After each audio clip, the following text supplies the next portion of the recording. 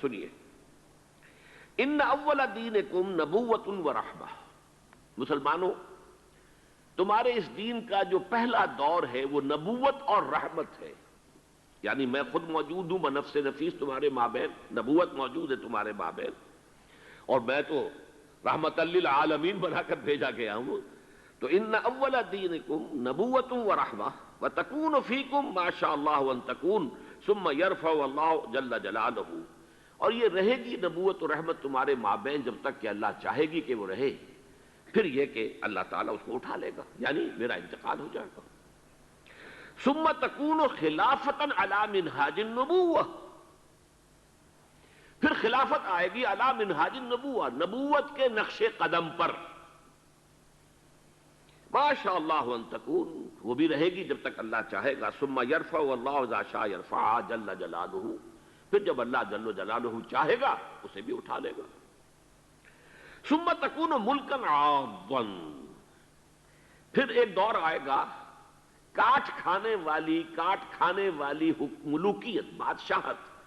جو کہ لوگوں کو کاٹ کھائے گی، ظالم ہوگی۔ فتکون ما شاء اللہ ان تکون ثم یرفع اللہ اذا شاء یرفع جل جلالہ،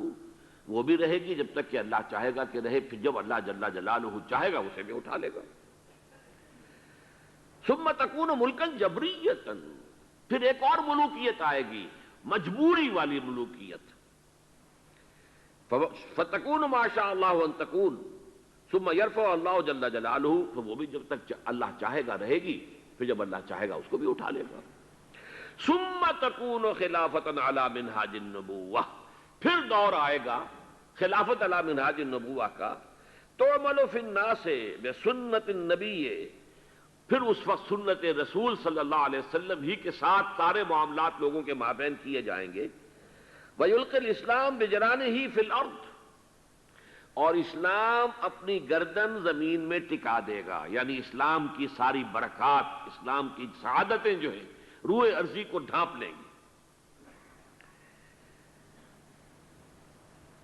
یرضی عنہا ساکن السماء و ساکن الارض، آسمانوں والے بھی راضی ہوں گے اس نظام سے جو دنیا میں اس وقت قائم ہوگا، اور زمین والے بھی سب کے سب راضی ہوں گے۔ لا تدع السماء من قطر الا صبته مدرارا، آسمان اپنا ایک قطرہ بھی نہیں روکے گا بلکہ اسے زمین پر برسا دے گا موسلا دھار بارش کی شکل میں۔ ولا تدع الارض من نباتها وبرکاتها شيئا الا اخرجته،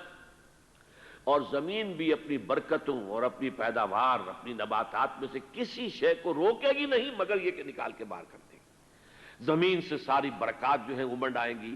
آسمان سے اللہ تعالیٰ کی رحمتیں نازل ہوں گی، آسمان والے بھی راضی ہوں گے، زمین والے بھی راضی ہوں گے، اللہ کے نبی کے مطابق، سنت کے مطابق جو ہے سارے معاملات طے ہو رہے ہوں گے۔ یہ دور بھی آئے گا خلافت علی منہاج النبوہ کا۔